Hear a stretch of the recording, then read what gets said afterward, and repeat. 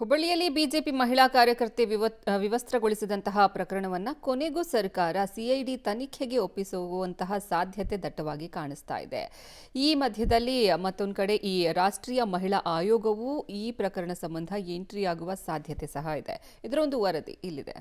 BJP ಮಹಿಳಾ ಕಾರ್ಯಕರ್ತೆಗೆ ವಿವಸ್ತ್ರಗೊಳಿಸಿ ದೌರ್ಜನ್ಯ ಪ್ರಕರಣವನ್ನ ಸಿಐಡಿಗೆ ವಹಿಸಲು ಸರ್ಕಾರ ಚಿಂತನೆ. ಇಡೀ ದೇಶದಲ್ಲೇ ಸುದ್ದಿಯಾಗಿರುವ ಹುಬ್ಬಳ್ಳಿ ಬಿಜೆಪಿ ಕಾರ್ಯಕರ್ತೆ ವಿವಸ್ತ್ರಗೊಳಿಸಿ ಬಂಧನ ಪ್ರಕರಣದ ಸತ್ಯಾಸತ್ಯತೆ ತಿಳಿಯಲು ರಾಜ್ಯ ಸರ್ಕಾರ ಕೊನೆಗೂ ಮುಂದಾಗಿದೆ. ಒಂದು ಕಡೆ ಬಿಜೆಪಿ ಒತ್ತಾಯ, ಇನ್ನೊಂದು ಕಡೆ ರಾಜ್ಯದಲ್ಲಿ ಎದ್ದಿರುವ ಆಕ್ರೋಶ. ಸರ್ಕಾರಕ್ಕೆ ಇರಿಸು ಮುರಿಸು ತಂದ ಬೆನ್ನಲ್ಲೇ ಪ್ರಕರಣವನ್ನ ಸಿಐಡಿ ತನಿಖೆಗೆ ಒಪ್ಪಿಸುವ ಚಿಂತನೆಯಲ್ಲಿದೆ. ಹುಬ್ಳಿ ಗಲಾಟೆ ಬಗ್ಗೆ ಈಗಾಗಲೇ ನಾನು ಕೆಲವು ಮಾಹಿತಿಗಳನ್ನು ಪಡ್ಕೊಂಡಿದ್ದೇನೆ. ಈ ಪ್ರಕರಣವನ್ನು ಸಿಐಡಿಗೆ ಕೊಡೋದಕ್ಕೆ ನಾವು ಚರ್ಚೆ ಮಾಡ್ತಾ ಇದ್ದೇವೆ. ಮಾನ್ಯ ಮುಖ್ಯಮಂತ್ರಿಗಳ ಅನುಮತಿಯನ್ನು ಅವರ ಜೊತೆಯಲ್ಲಿ ಚರ್ಚೆ ಮಾಡಿ ಅವರ ಅನುಮತಿಯನ್ನು ಪಡೆದು ಸಿಐಡಿಗೆ ಕೊಡ್ತಕ್ಕಂಥ ಕೆಲಸವನ್ನು ಮಾಡ್ತೇವೆ.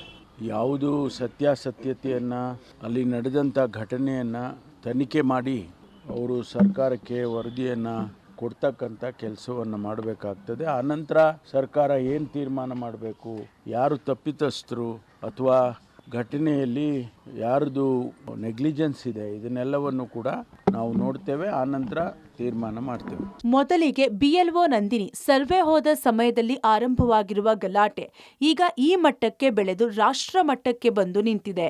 ಹುಬ್ಬಳ್ಳಿ ಪೊಲೀಸರ ವರ್ತನೆಯನ್ನ ಜನ ಕಟುವಾಗಿ ಟೀಕೆ ಮಾಡುವಂತಾಗಿದೆ. ಹೀಗಾಗಿ ಮೊದಲಿಗೆ ಯಾಕೆ ಸರ್ವೆ ದಿನ ಜಗಳ ಆರಂಭವಾಯಿತು?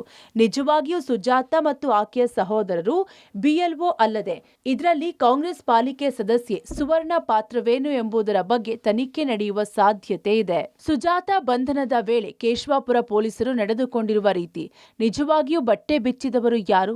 ಅಷ್ಟು ಸಿಬ್ಬಂದಿ ಜೊತೆ ಯಾಕೆ ಸುಜಾತ ಮನೆಗೆ ಹೋದ್ರು? ಒಂದೇ ವಾರದ ಅಂತರದಲ್ಲಿ 4 ಪ್ರತ್ಯೇಕ ಎಫ್ಐಆರ್ ಯಾಕೆ ಇನ್ಸ್ಪೆಕ್ಟರ್ ದಾಖಲು ಮಾಡಿದ್ರು?